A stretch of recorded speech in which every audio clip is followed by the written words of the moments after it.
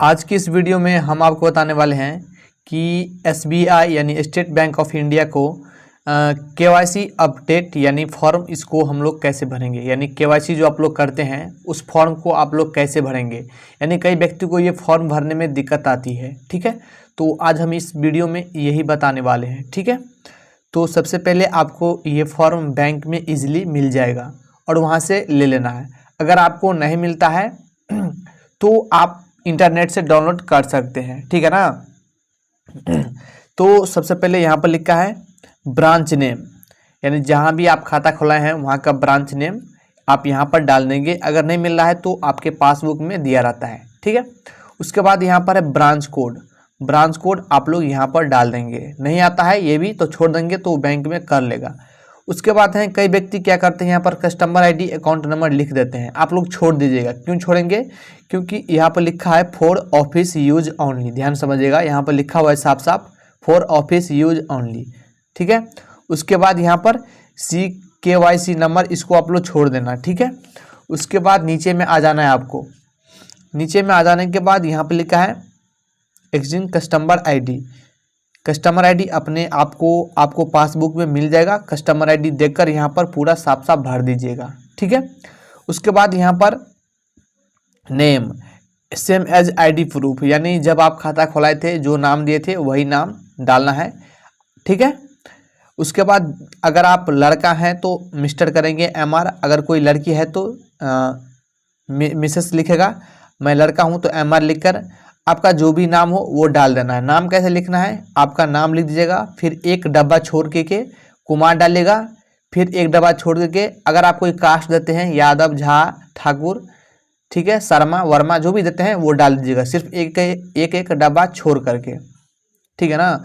उसके बाद आप मेडन नेम अगर यूज करते हैं तो डाल सकते हैं, अन्यथा अगर यूज नहीं करते हैं तो छोड़ भी सकते हैं, ठीक है।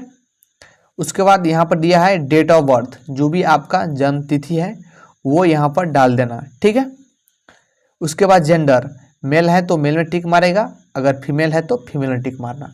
उसके बाद यहाँ पर है मैरिटल स्टेटस, अगर आपका शादी हो गया है तो मैरिड में टिक मारेंगे, अगर शादी नहीं हुआ है तो अनमैरिड में टिक मारेंगे, ठीक है।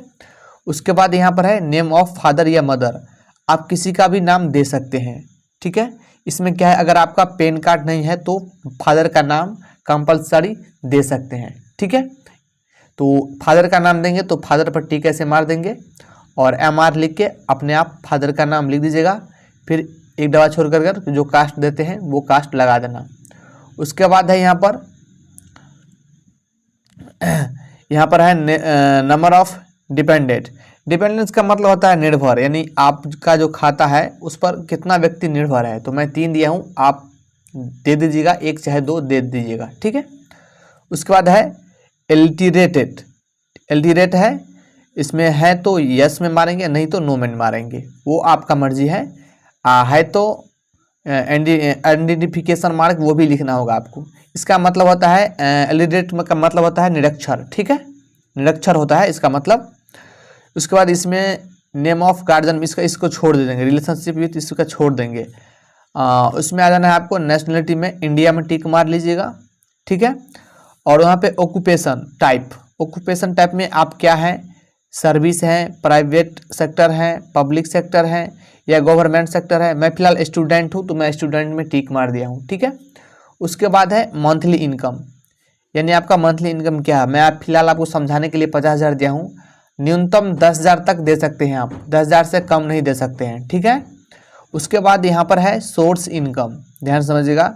सोर्स इनकम का मतलब है कि आपका जो इनकम आता है सो कैसे आता है, किस तरह से आता है, सैलरी से आता है, बिजनेस इनकम करते हैं या इन्वेस्टमेंट करते हैं या पेंशन मिलता है या अदर मिलता है। तो मैं फिलहाल सैलरी पे टिक मार दिया हूँ, आपका जो हो वो टिक मार लीजिएगा।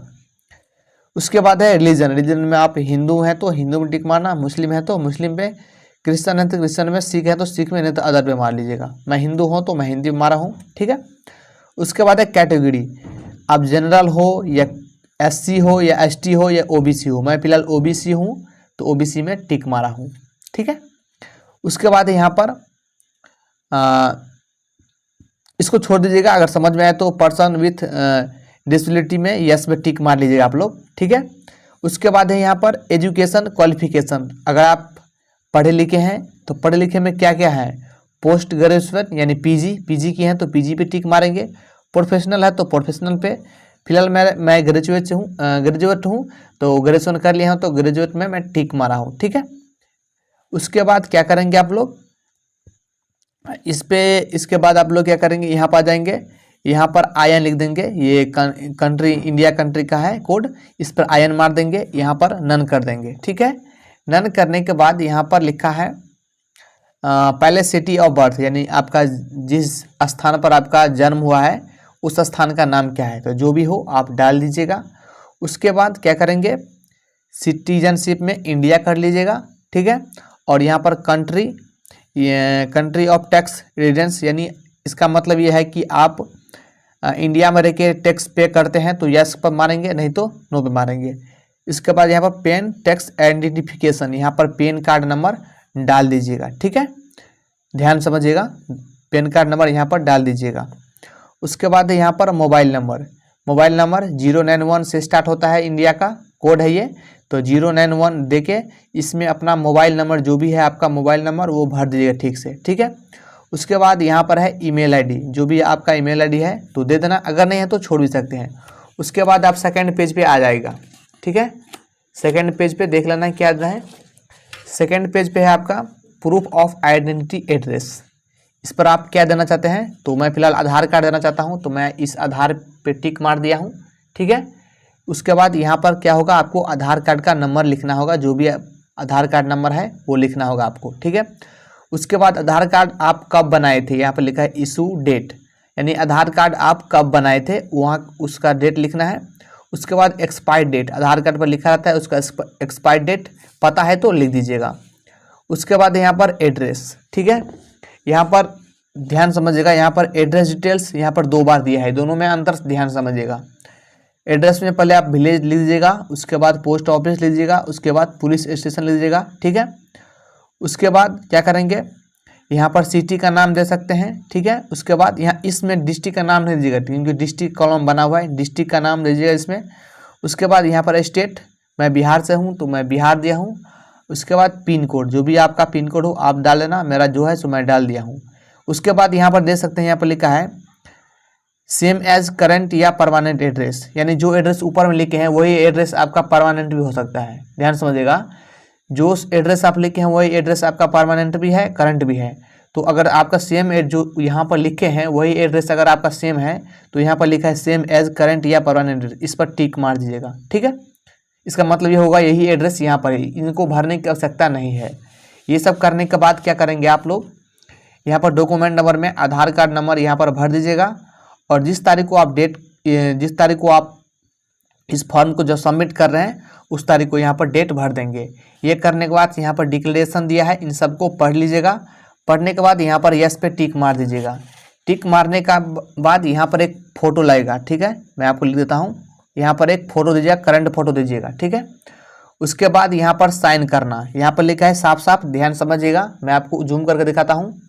यहाँ पर लिखा है सिग्नेचर थंब इम्प्रेशन या द एप्लीकेंट और please sign a black trick only, यानी यहाँ पर जो आप साइन करेंगे ब्लैक पेन से ही करेंगे। ध्यान समझिएगा, यहाँ पर जो भी साइन करेंगे आप ब्लैक पेन से ही करेंगे।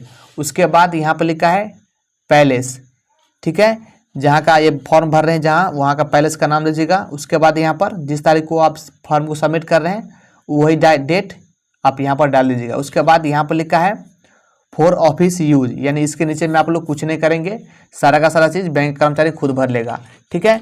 उसके बाद आप लोग यहाँ पर भी डेट भर दीजिएगा।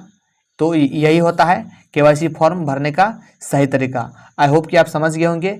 वीडियो अच्छा लगा हो तो लाइक करना और चैनल को भी सब्सक्राइब जरूर करना। मिलते हैं अगले वीडियो में, तब तक जय हिंद।